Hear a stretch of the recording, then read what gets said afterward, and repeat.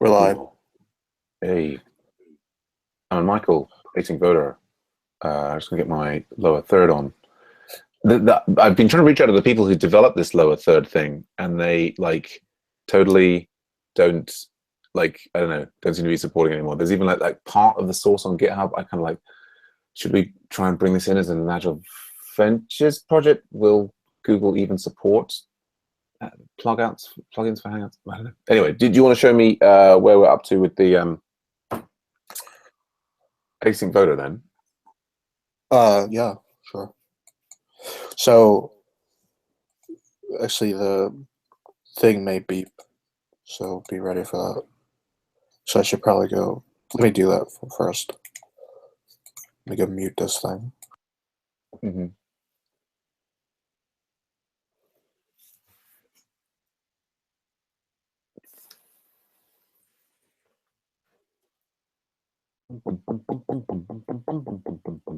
Oh no, I've lost. Where's the window?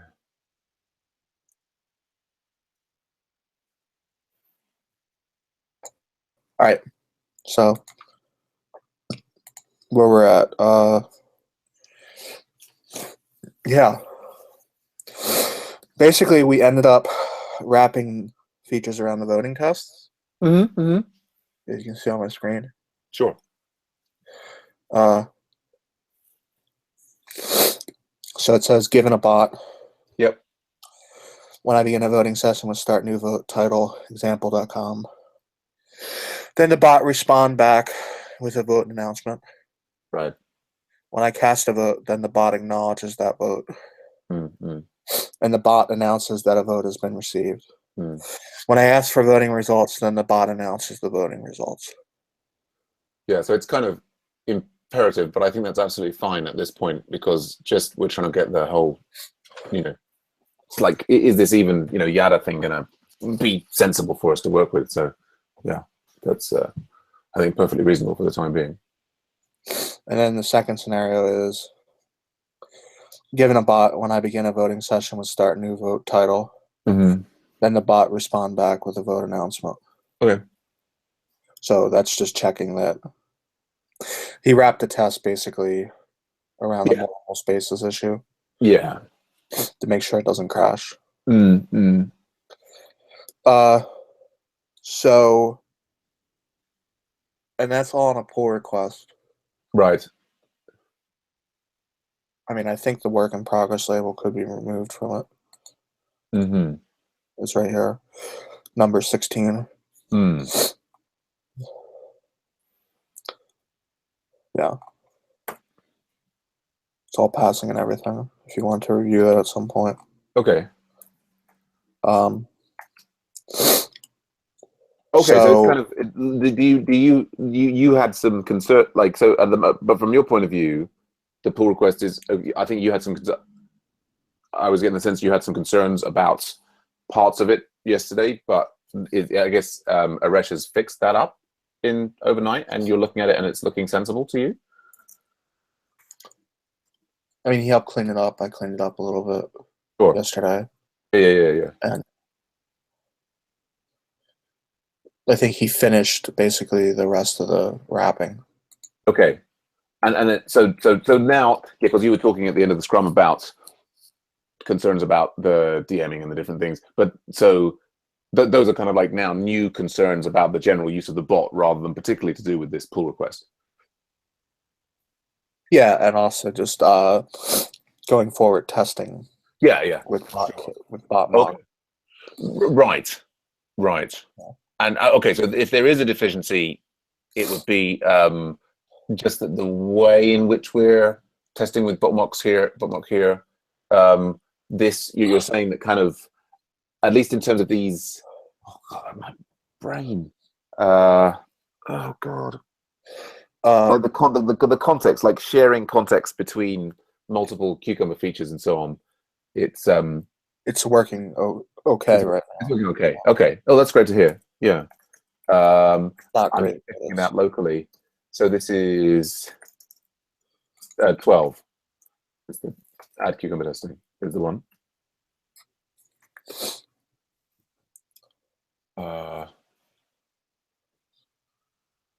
Yeah. So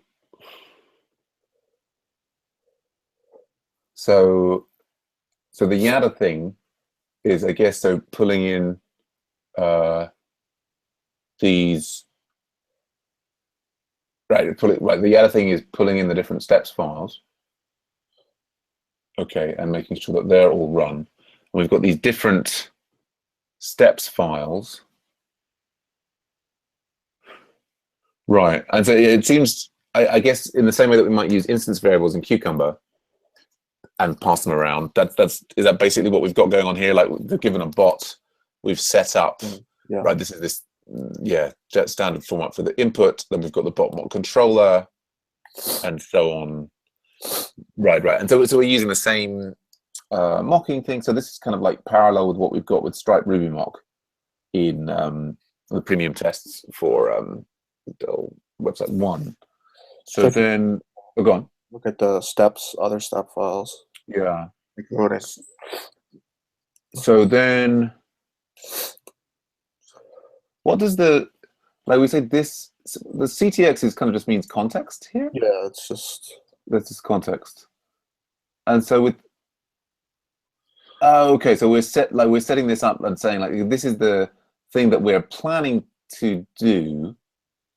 Or actually, no, we get the result out of there. Do we? Does that actually? Well, I guess it depends on how the bot mock works. And then we've okay, right. Oh, cool. Okay.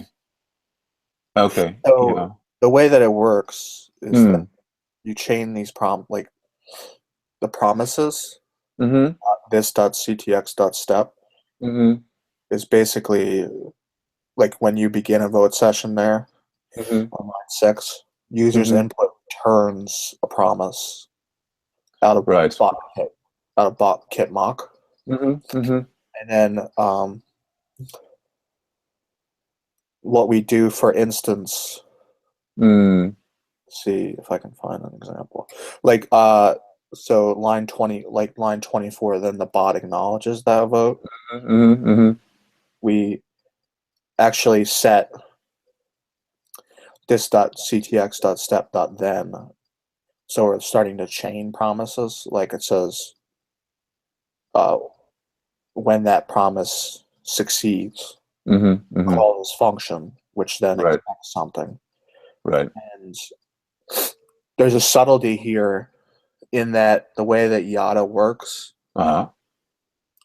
is that, so in that function there, like on line 24, 26 through 30, we're not actually returning anything. So it's just kind of returning a nil or whatever, a null, an undefined. We're just setting up a promise that at the point at which that thing runs. So the promise is being stored in this.ctx.step. Okay, we're just setting up a promise, and so then the Yada framework works, and it kind of executes stuff. And then the way that, but the way that the Yada framework works is that when you actually return a thenable object, like on line 19, it then actually tries to execute it immediately. It tries to actually whatever happens, it tries to actually make it succeed. Okay. And so that, right, there's a difference here. In this kind case, of like the one messy thing is that you need to know whether the step that you're in terminal or not. Like, in other words, it's like the last in the sequence. Right. From inputs leads to results, right? Right. Like if we had done well, we've got a pattern here for these ones of when and then. So we set up a step, and then we check that the step leads to something that has, and we return this this promise in those two cases. Right. So this one is different. And can you talk to more? When I cast a vote. So I think in the feature it says when I cast a vote, then the bot acknowledges that vote. So we're chaining that together. Okay. And then we say, then the bot announces that a vote has been received, and that's the terminal point. Okay. And is the order of these in this file important? the order within that file is not important, but the order within the feature is. Sure, right. But then, so like the reason for this needing to Like if be you, I think if you went, non-terminal. Go on. I think if you went into the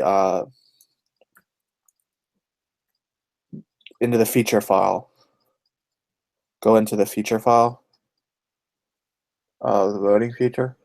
Yeah. I don't see it. Okay. Yeah, I've got it here. And you flip around. I understand perfectly that the order of these matters. That's fine. Right. Yeah. I believe that if you flip those two around, then bad things could happen. Yeah. That's which is not.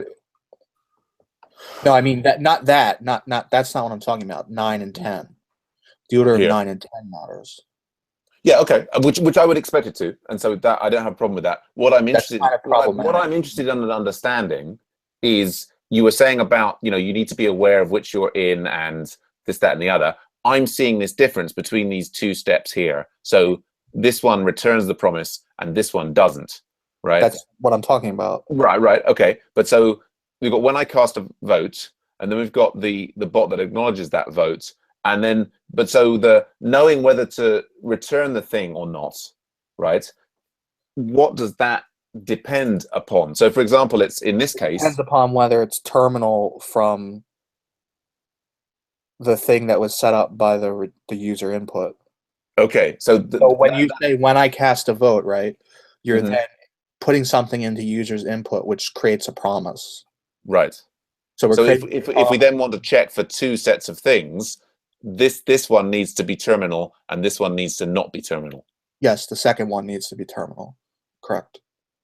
The second one needs to be terminal. The second one in the order. Yeah, the second one of these two. Yes. Yes. To be the one that's terminal, by which I mean right. But right. But so that seems to create like these three here are kind of in a they're a set. They're kind of dependent on each other, right? But so then when I ask for voting results, is this now, this is like all the context has gone, right? Is this now effectively a complete refreshed thing? I guess the bot still exists, and so the bot still exists, yes. Right. And then I guess the issue here is there. Oh, I see what it is. So, right, what we've got here is this was an activity, and then we've got each of these corresponding to two different behaviors, like one that was like a direct reply and one that was in a channel response. The user doing something makes the bot respond, right? Yeah. No, right. And that sets up a promise from our botkit mock. Right. And then as a result of that promise, when the bot successfully processes that input, it returns a promise. Right. And then the promise will be executed and those expectations will be executed. But you kind of need to know. The problem is that they're kind of like in a rigid order. Yeah, there's a dependency there. There's an order dependency. No, fair enough. It's not immediately clear to someone. No, right, and that could certainly cause people confusion. So thank you for pointing it out to me. Were you also saying, and so we use this detailed answers to be able to, this checks that the bot replies with a DM to that individual. Were you saying that this was also not as transparent as it could be? Well, I think right now we don't really have a channel per se.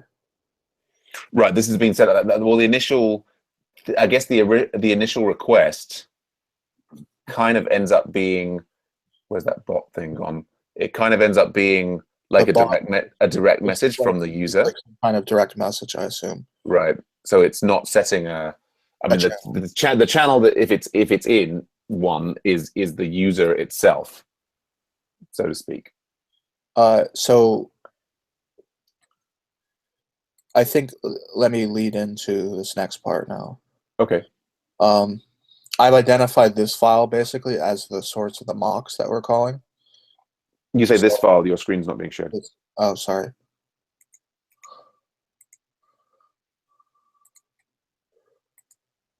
It seems like this file is the source of the mocks.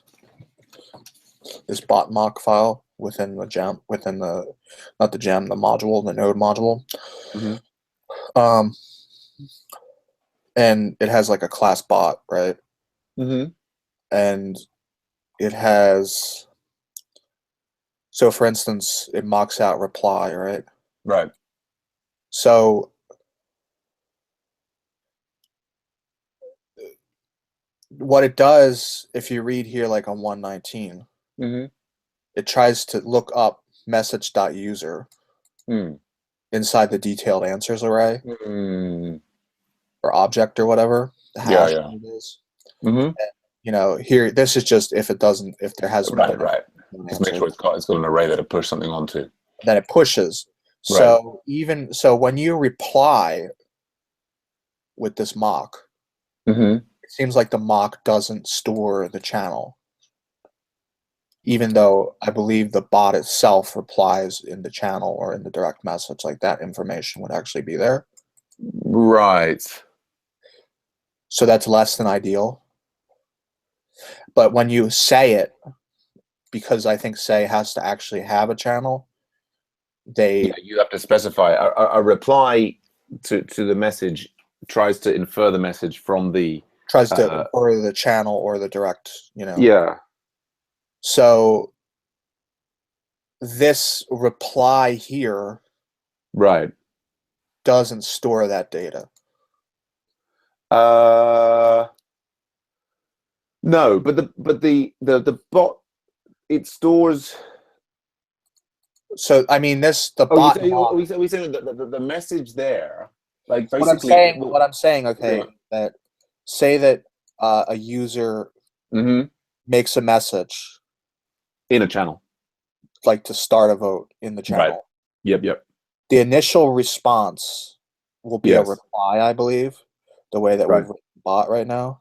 Yes. Which in the actual behavior, like in the real behavior, yeah, it actually says, "Oh, that was a direct mention in this channel," right? So yeah, when you reply here, it actually infers. Right. It works out the channel. If it was a direct mention, it works out which channel it was in, and then it replies to that channel. Right. But the bot reply mock does not store that information. Yeah, which is less than ideal. And it seems like the bot mock is, yeah, go on. It's just saying all it's storing is kind of who you were replying to. Right. It's not where you were replying. Yeah. So that's a deficiency on the bot mock, because it should be ideally distinguishing between direct messages and direct mentions. Right. And then there's also this other thing in here. There's these bot kit storages, which I think are somehow actually from the bot kit itself. I think all these things are actually mocking out things that are really in the bot kit. So, for instance, I believe that you could save a user or save a channel. Like say for the feature where we want to actually message everyone when a vote starts, right? DM everyone in the channel. I'm not sure. I think somehow these are important, basically. Maybe setting those values. But I might be completely wrong. Yeah. So I guess what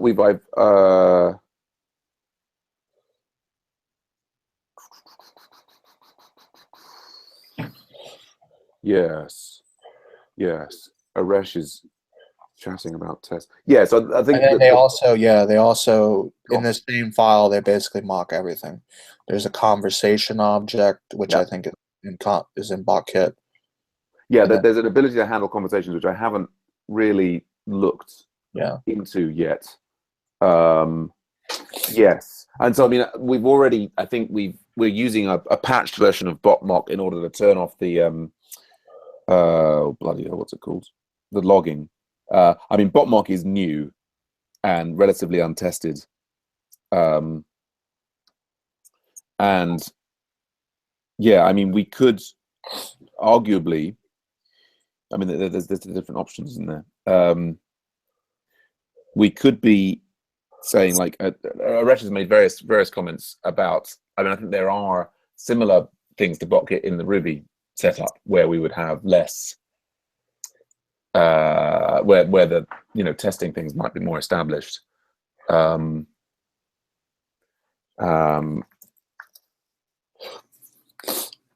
Right. I mean, I think I've been quite pleased with the lightweight node running on AWS. I guess maybe just a pure Ruby instance would also be relatively lightweight. I guess that, yeah, the question in terms of the next step is, can we move forward to supporting votes in multiple channels, or do we first need to address deficiencies within the system, or within the mocking framework? Right. And it seems like even before we take on multiple channels, there's a simpler issue, which is just, you know, if there's a vote in progress that hasn't finished yet, then we should kind of, I don't know if it's simpler, that we should kind of like prevent, like we're in a situation at the moment with this, you know, spike that, as you pointed out, I mean, there's various ways for people to clobber each other's data. And so, yeah, I'm not sure which is the best next thing to work on. Is it like to iron out some small issues in the system or the mock? Is it to change framework, or is it to just go for it and see if we can support multiple channels?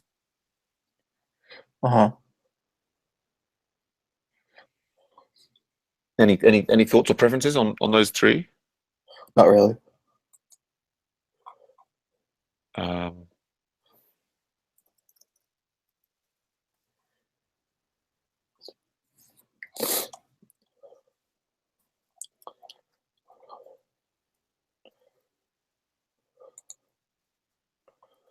Just replying to Aresh. Also, the bot is set up to allow testing in.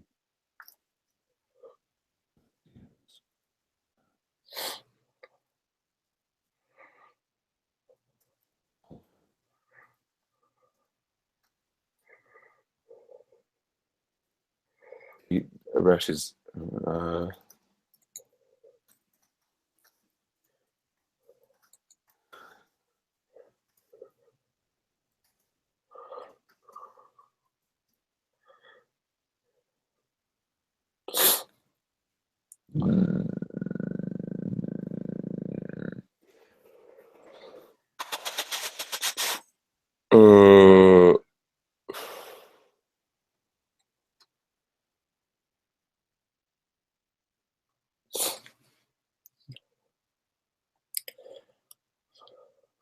Now, the interesting thing with that reply thing is that, oh, hey, Aresh.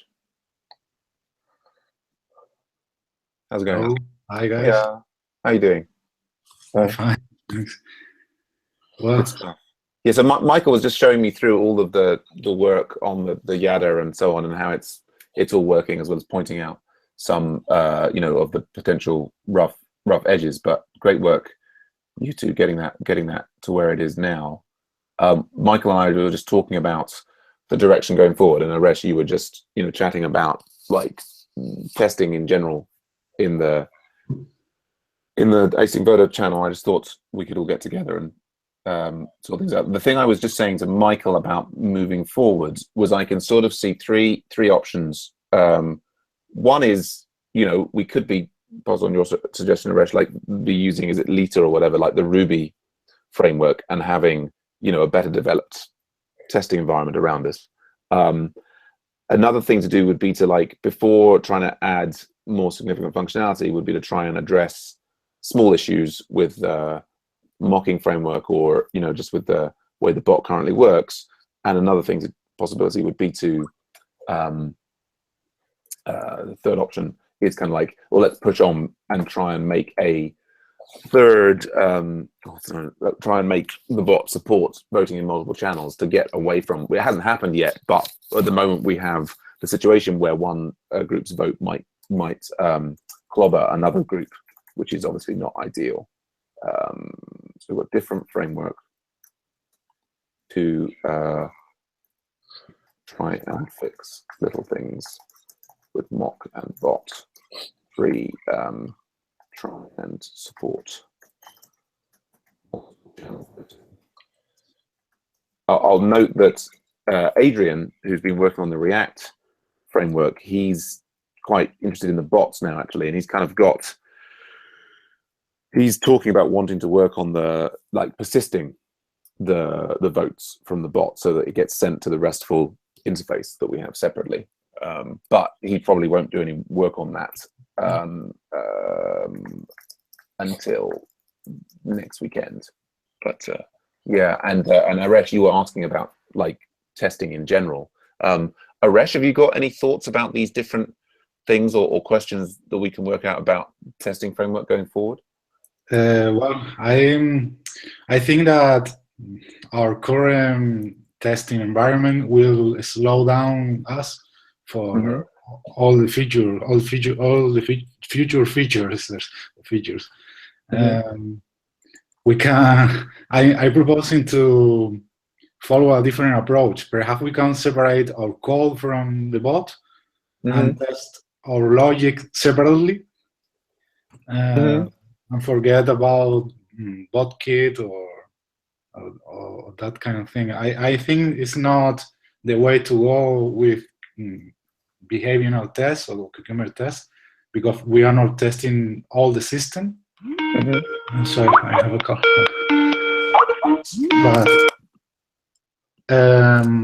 But at least we could test the things better and deliver features with tests. So, my opinion. Sure. I mean, I think we certainly want to separate the code from the bot, and that will test the logic separately. But I suspect that will get us to unit tests. I guess there could be integration tests that would be we would sort of create a state machine that and test that, and then yeah, I guess the actual sort of the sequencing of the thing, and then the bot becomes a kind of a layer on top of that. I guess integration.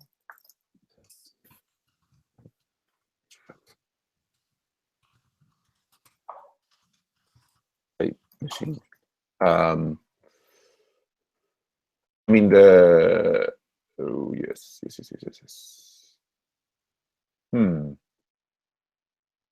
Well, at least it gives us time to investigate more about the testing infrastructure or the mock, or perhaps the guys who are developing the bot will improve it in the future. Because if otherwise we are tied to, we will spend a lot of time trying to test the things. And I think that you really need this feature as soon as possible. It's something that we really need to have in this community, to be able to support multiple voting sessions in different channels. Yeah. And we're spending time. Yesterday we spent the whole time of 2 persons in this testing infrastructures when we could be implementing that feature. Yeah, I mean there's a general trade-off we've got from the JavaScript stack versus the Ruby stack. The interesting thing is that although we do want to move fast and deliver features, there's also value to the whole community in becoming literate in multiple stacks. And so yeah, I mean Michael and I often bang heads about these different things. What was I there? Yeah, I guess it seems to me like, having spent the time though, it seems like you've got it working, but I guess Aresh, you're having got it working, you're not filled with confidence that you can develop the process of developing more Cucumber features in Yada will be smooth. You think it's going to be painful? Of course, it's not wasted time because I learned it too, but sure. The problem is that it's very difficult testing things in BotKit, and now we will have to figure out how to feed or to see a channel ID in there. And at this point, I have no idea how to solve this. Right. So yeah, I mean, this is what Michael was pointing out. Go on, Michael. I kind of know. I'm going to speak you. So like I was saying to Sam, when the bot uses reply, even if the statement was made in a channel, that data seems to be lost. But when the bot, because of how the BotKit mock works, but if the bot uses say, then that data is maintained. Yeah.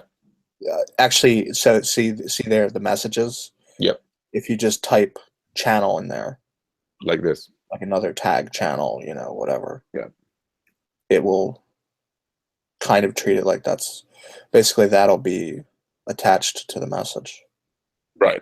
And that's in terms of the way in which I've now lost the controller. Right. So in the controller, it just grabs, in terms of it setting the start channel. So this is the way that we would feed in the channel. I saw in the BotKit, sorry, in the mock code that they use, they have a condition there where they use the source of the message. They use the channel or the username or a username, but not. I don't know. Well, can you open one? I don't know if you have the code for that, but that. Yeah, I do. This is the bot mock code here, and so what Michael was just saying is we've got this thing here that say is implemented twice, and that was how I found the detailed response thing. So we've got say there, and this just basically pushes more stuff on the user. But there's another. I think there's another one up top. I think up above it. Right. I think that's the conversation say, right? Right. Wasn't that loop on the? I guess there's that. You're not anyway. Go down. Here we go. Yeah. So it checks, if in this case with say, it checks if it's being said to a channel, and then makes sure that it can store that message in the channel. But what the reply doesn't. The reply basically stores that as a reply to the user and is not checking that it went to the channel. But in principle, we could be adding code in here just to make sure that it got stored in under that channel. From looking at this, I might be completely wrong. It seems like a fairly straightforward change to make sure that the reply, if the message includes a channel, that here. So I had a go on. They don't actually have a license. That's one thing I noticed about their repo. Oh, the bot mock, yeah. For some reason they don't have a license. So that makes it problematic in terms of forking it legally. I'm not sure that matters on GitHub. If they put it on GitHub, then you can fork it, right?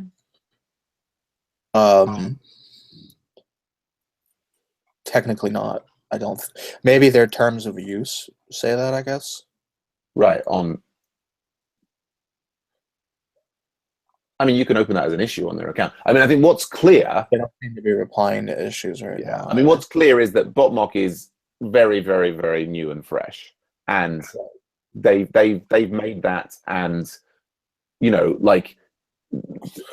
in agreement of what Aresh is saying, and also you're saying, Michael. I mean, effectively, if we continue using botmock, then we're kind of maintaining it ourselves. Here's one thing that we would have to fix to support our messaging going forward.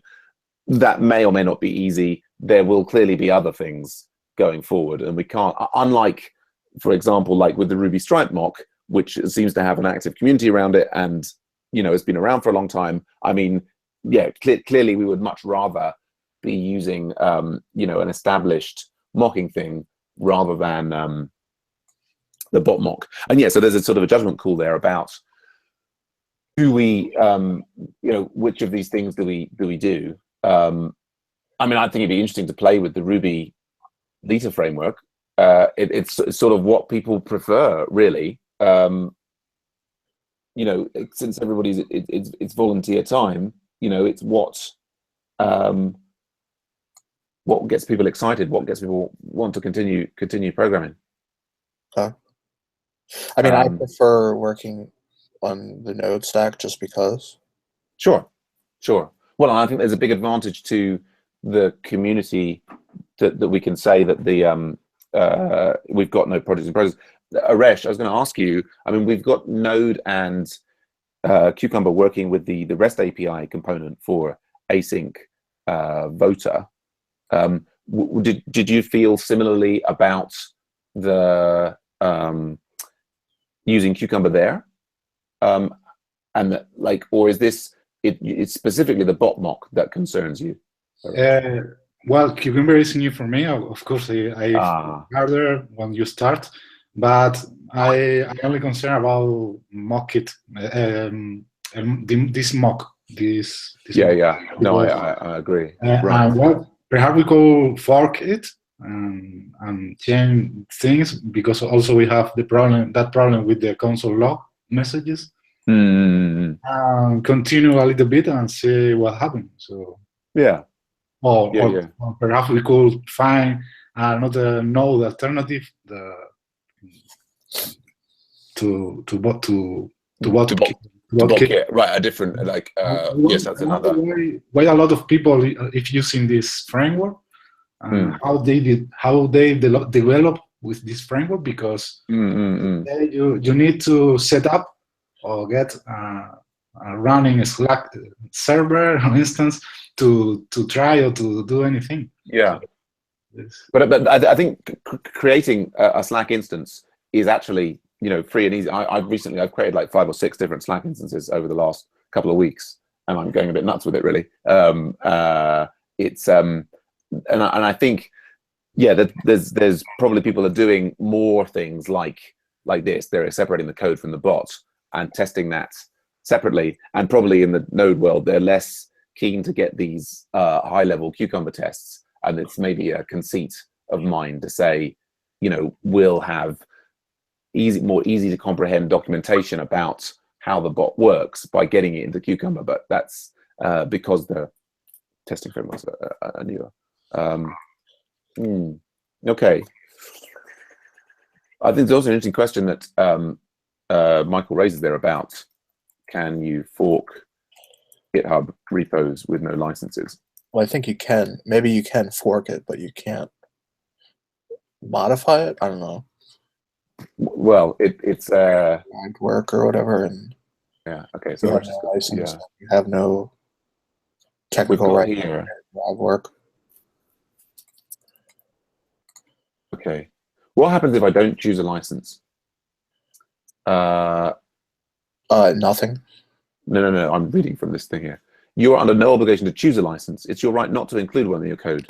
We're aware of the implications. Generally, the absence of license means that default copyright laws apply.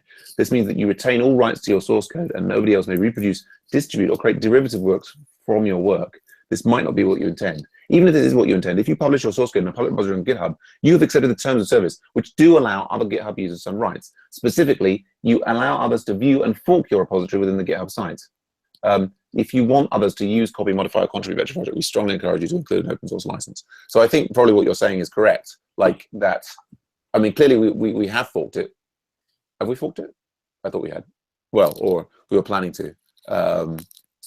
Yes. So we should probably, we could mention that to them. Okay. I mean, it's kind of weird. They put it on, what is the sound NPM for a license? Well, they're not on NPM. Yes, they are. No, they're not. At least they weren't. Aresh set it up so that we're using this. If you look at the package.json, the Botkit is Botkit mock is going directly to their GitHub. Right here on npm. Are they? Oh, okay, that's Maybe it's an older version that's on npm. is it Botkit or Botkit mock? Botkit-mock. They're listing MIT. What, can you send? You're not sharing a screen. Can you show me or share a link or something? I'll send you the. It's in the G chat there. Thanks.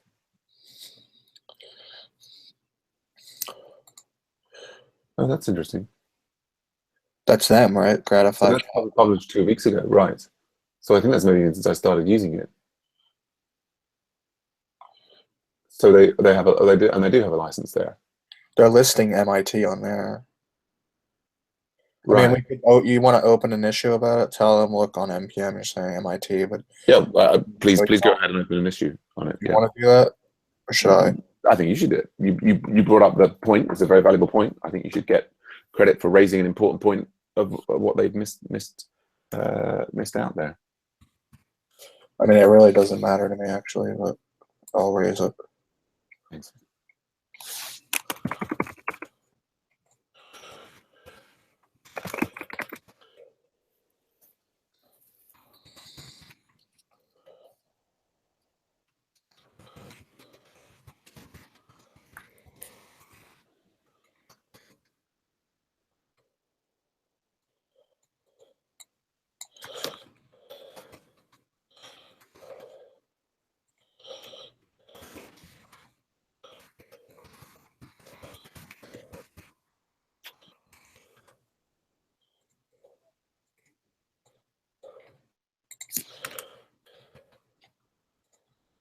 There, I raised it.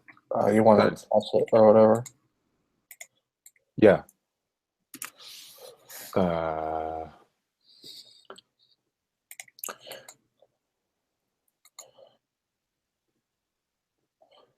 Yeah, just found it. Yeah, I'm just looking at Lita, and I see that it's Lita Ruby chatbot looks Node.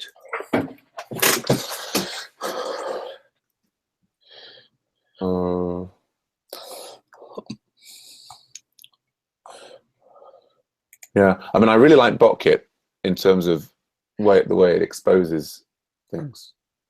Oh, look, someone using Docker as well. Like, right? Yeah. Yeah, I mean, basically not having to get involved in the Slack API. I'm kind of interested in the idea of like making these things easily deployable on. How new is Botkit? Is it newer? I think Botkit is got some legs on it. What have we got here? Just nobody's bothered to like sort out a testing. Right, but this is JavaScript where most people don't really care about testing, do they? Really? Yeah. I mean, it's like there's a lot of like there are companies who are like really committed to testing, and there's a lot of companies who are just like, that's a waste of time. Right. I mean, the interesting thing here, I guess, in some ways, is to look at the and I think there's also companies who are like, yeah, we have testing, but it's all it's all testing without mocks, right? I mean, like here, look at Botkit itself here. It's got like its test directory here. It's got Slack web API.js. This is the full set of tests for Botkit. By the look of it, might be missing something, but really, I mean, and that doesn't surprise me. Yeah. So how do they maintain it going forward? Well, they just what happens to a lot of projects is that they just keep sinking more and more time into it. There's also like trying to improve the domain of it, and lots of people have spent a lot of time maintaining. I mean, this is what most of the software engineers do in the world. They're maintaining legacy code that hasn't got very good tests. Right. That's what we keeps everybody gainfully employed. yeah, but so the thing that I was saying there before, like that issue that you've brought up about how the bot mock is will not kind of like notice that this thing replied to a channel. In principle, we could have in here, like, well, unfortunately, we don't have millions of dollars to just have loads of engineers sit around and no, maintain. no, indeed. Although we're starting to have people who might pay us to help maintain their stuff, but we'll see more about that. But so we've kind of got. I think if we've got message channel here, then we could kind of Yeah. I mean, in principle, as long as we have the right to actually modify this repo, we can do it, I think. uh-huh. I Well, don't think if they've got MIT license on their NPM, it sort of implies that we do, right? Right. I just like to have it sorted out. Oh, sure. Yeah, well, I guess the other thing is, though, about, for all of the stuff that they've got here in this bot mock, which may or may not be useful to us in the future, it seems to me that actually we could just pass our, like, this function that takes bot and controller, right? We could just be developing our own bot mock, which would probably be, factored better than this file with 400 lines in it. Do you know what I mean? Right. Because exactly what we've got on the Agile bot. No, is it the Agile bot or is it the Agile bot was the one we developed. We developed our own mocking, haven't we? Right. We just pass in objects, and then whatever gets called, we develop our own mock for it, don't we? Yeah, it's kind of tedious and a bit of a chaos. Well, it's 6 of one, half dozen of another. But yeah, so. But anyway, but the immediate issue, the immediate concern is like of the channel not being registered. Yeah, I think if we save the channel, then we can address it with that code there. Something like that. Something like that. Yeah. I mean, of course, there's always room for it to turn out to be like hideously more complicated than I imagine. So that sort of doing that would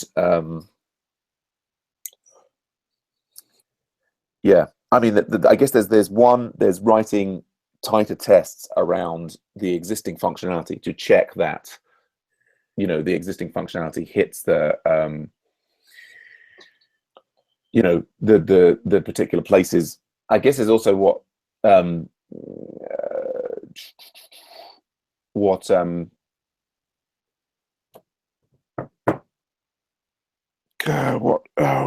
Aresh is saying there is that if effectively almost all of this code could be extracted to be like a separate domain object kind of thing that was like a vote engine, right? Yeah. That and which the Slack interface could be one thing. I mean, it's an interesting question there about is the thing to do to try and pull that out and get that engine working and tested all working and then hook it up to the Slack thing, or is it to try and drive more features through the acceptance test level and extract things out as we go? So it's a kind of inside out or outside in alternative. Right. So yeah. Go on. What do you think? I am tempted, given that we've got the Cucumber thing set up, to try and move forward from the Cucumber thing. I feel like there's I think we don't know exactly what the engine should look like, and to me the highest priority is that this serves the users in the Slack environment, not that we're able to plug an arbitrary engine into something else. I'd like to see that outside in driving of this, so that things that then are actually serving value can be refactored out.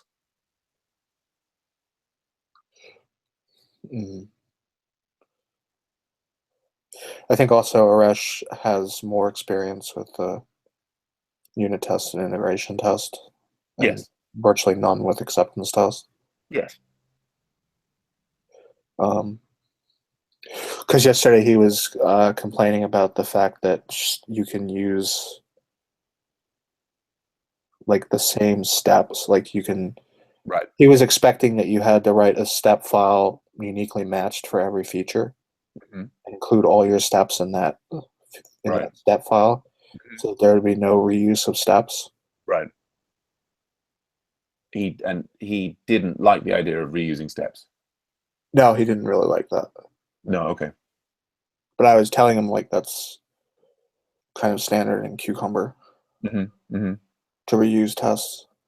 To reuse steps. Steps. Well, I mean, steps are methods, and Yeah. so, you know, yeah, absolutely, and it's yeah. Where I think he's more used to the test driven, where all this, all the fixtures and the setup and the teardown and all is kind of in that same file, where you share less of that kind of. Yeah. Well, there's definitely a danger in sharing of steps, as I think we've seen. Yeah, that there's I think we probably want to minimize that to a certain degree, and want to share things like utilities. So, for example, if we've got a good utility that's like given a bot here, then we want to work with that. Right. Okay.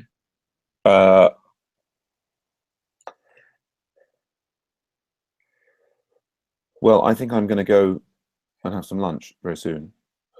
All right. Do you want to work when you get back, or you gotta? Yeah. Although I feel like I will probably want to focus on the PayPal thing, and I guess looks like we haven't got other people around. I mean, I would say, we could do the same thing we did yesterday, and you can start Hangouts for Async Bot, and I can start Hangouts for PayPal, and we see we work independently. We see who else joins us, and then we coordinate in the scrums.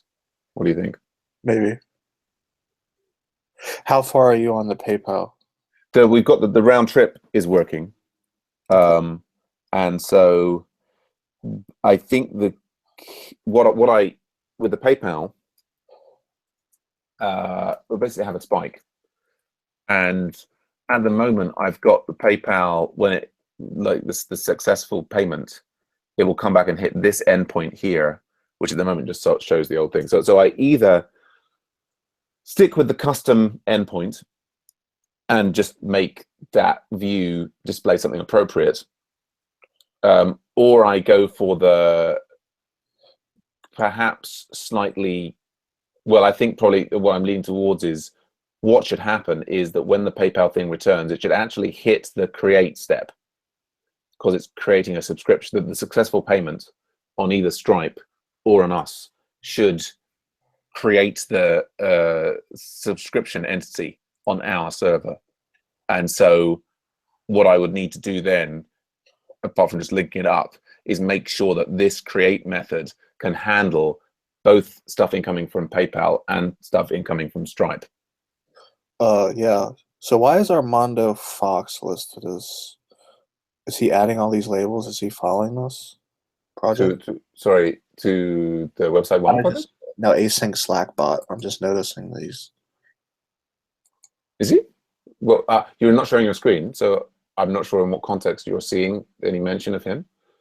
It's like on the async Slack bot, different things. The async Slack bot, different things. Like he added the in progress label. Oh. And then he That's very strange. I have no idea why that would be the case. Progress and removed ready. So that seems like somehow Waffle has kind of got him entangled. Amanda and I haven't talked about this project. I don't know why that's happening. I mean, those the in progress labels and things are added by Waffle. Okay. So that's very strange.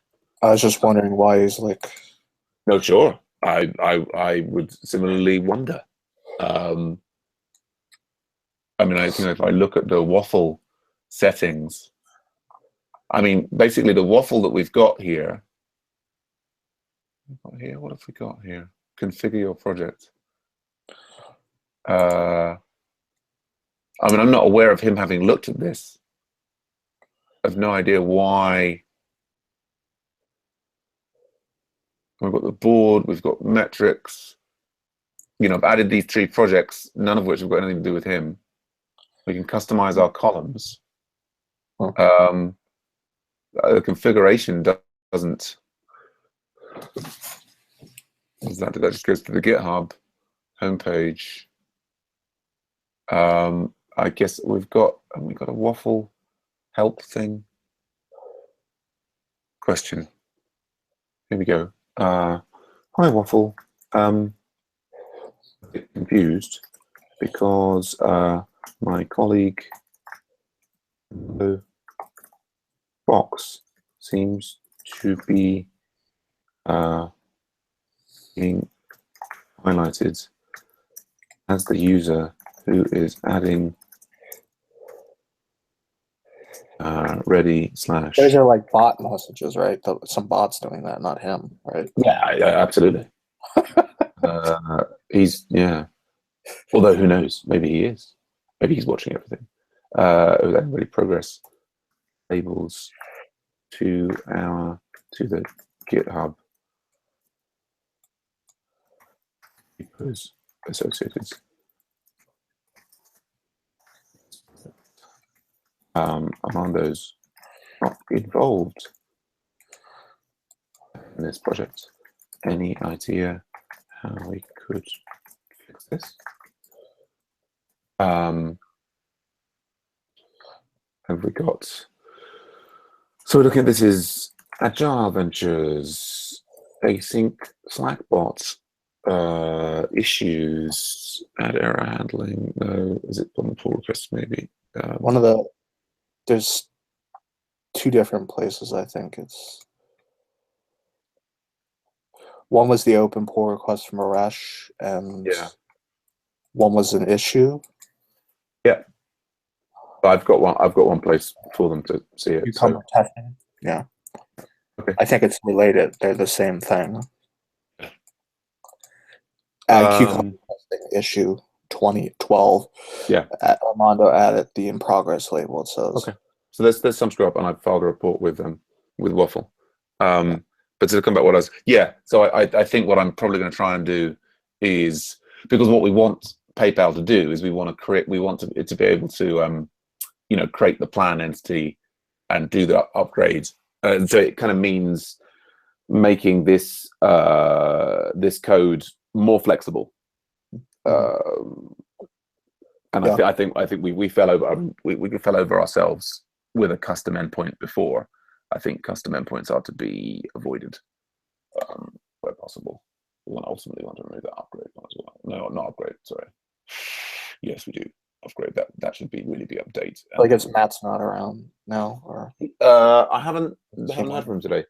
No, he was.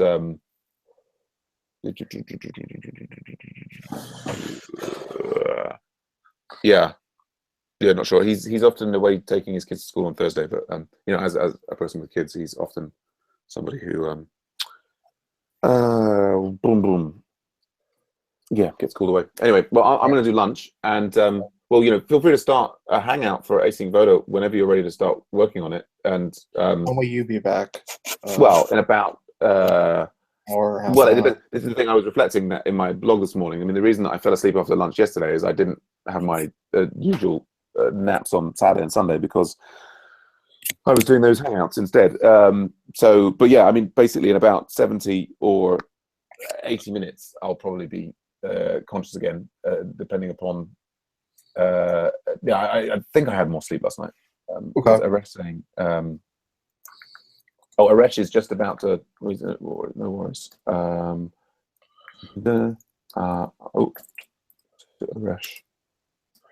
I'm going for lunch. In Hangout. I guess for Aresh, he didn't particularly want to. He was going to look at some wiki edu dashboard stuff today instead. Okay. Yeah. Cool. All right. Well, I'll see you. I'll see you in a bit. All right, bye. Bye for now.